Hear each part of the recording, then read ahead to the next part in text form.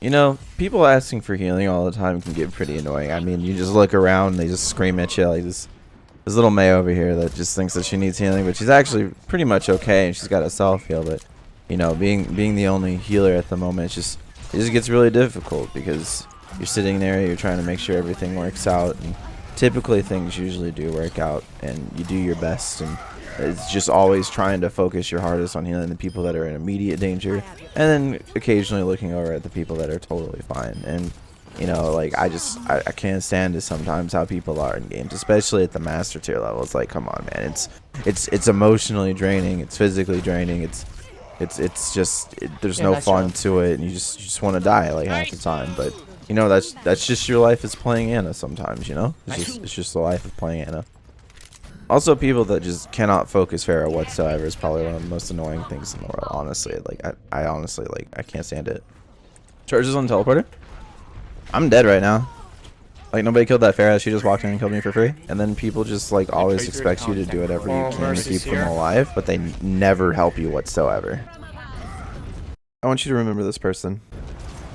Now what you witness there is our Widowmaker wants to be the superstar. Just our Widowmaker is so good at this game, just thinks that they're the best player in the world, and obviously think that they're just going to carry this game no matter what they do. They're just going to carry this game no matter what they do. Now, here's a situation where, you know, Reinhardt kind of potatoed a little bit. I'm potatoing my aim a little bit.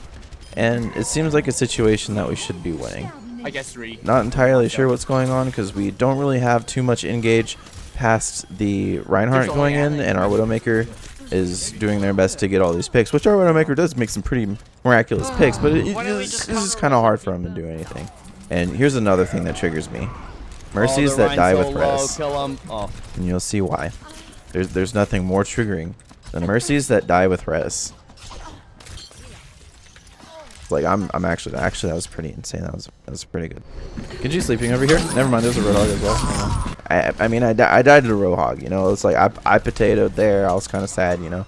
My entire thing on YouTube is that I'm actually a potato, but you know, just things and stuff happen, and game's hard, and we power on through. But the thing that happens here is probably the most triggering thing in the game. So just go ahead and watch it. Alright, so two people there. Mercy should have rezzed, and Mercy just stands and heals the Widow and just sits there healing the Widow, and nothing happens.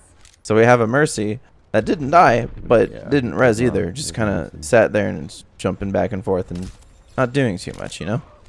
So here's like our 4th or 5th push. We get some pretty good engage happening. Damn it. I go down. I think the Mercy actually gets to res off here for once, but it's like even then we're kind of tilted and potatoing a lot of stuff happening. And I'm not sure if we actually win this. Honestly, like it's just one of those things where it's like, you know, I wish this would have happened, but it didn't. So it's like, what do we do?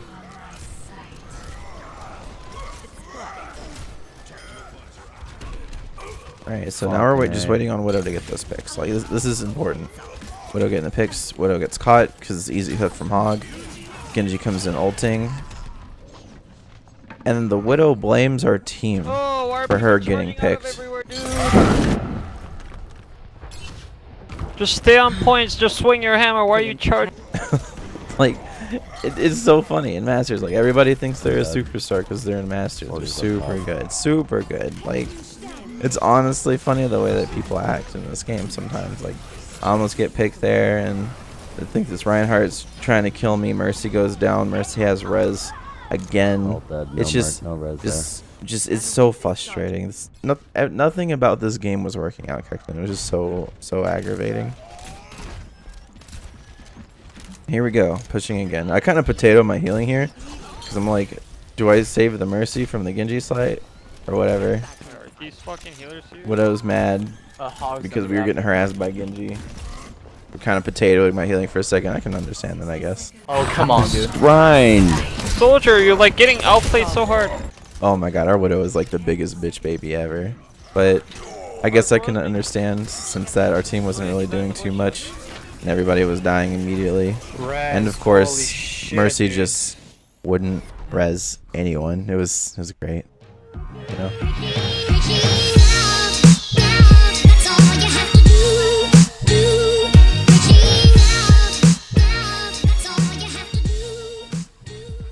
Oh man, here's another game coming up.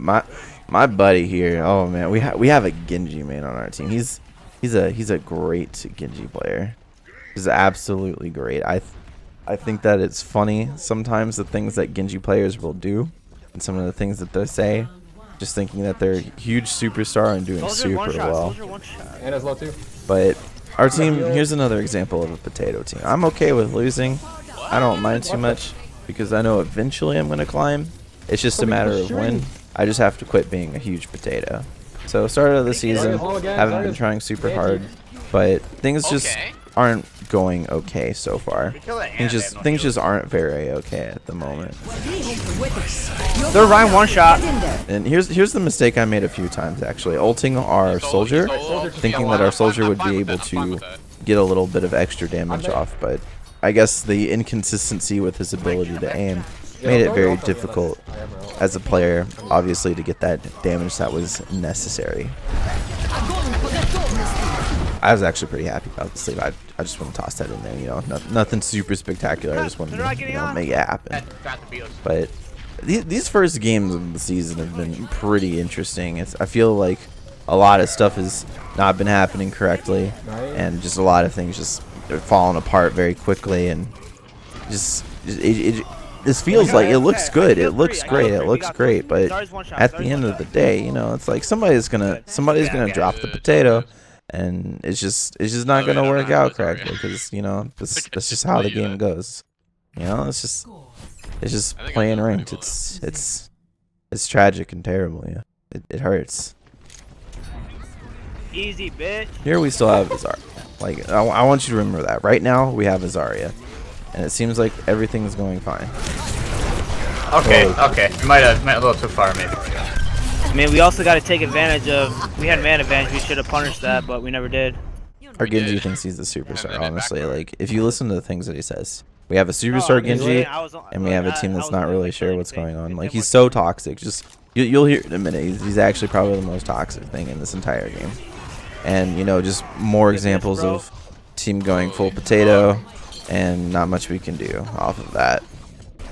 You know, we take the point here, but Soldier doesn't turn and shoot at the Genji. He just kind of keeps shooting at the shield.